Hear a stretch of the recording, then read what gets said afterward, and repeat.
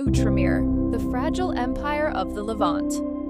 The Crusader states, collectively known as Outremer, the land beyond the sea, were four Catholic polities forged in the fires of the First Crusade between 1098 and 1291. Born from a desperate 11th century holy war, these states, the County of Edessa, the Principality of Antioch, the County of Tripoli, and the Kingdom of Jerusalem, were more than just military outposts.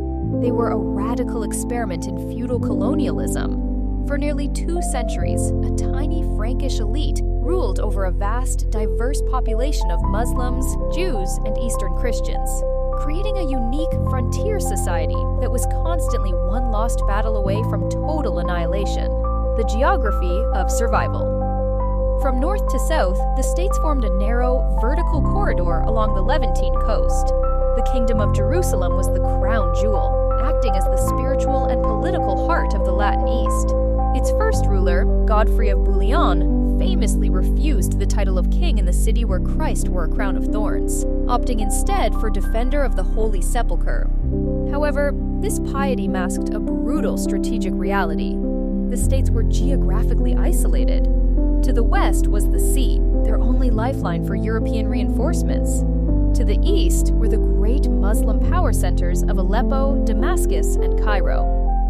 The Iron Pillars, the military orders. Because the Crusaders were perpetually short on manpower, they developed a revolutionary defensive system. They relied on force multipliers, the military orders, such as the Knights Templar and Hospitalers. These warrior monks provided a permanent, professional standing army that did not return home after a campaign. They financed and garrisoned massive supercastles, like Krak des Chevaliers, which were designed to hold off entire armies with only a few hundred men. These fortresses were the strategic anchors that allowed the Frankish minority to project power across the desert. The collapse of the stalemate. The survival of Outremer relied entirely on Muslim disunity.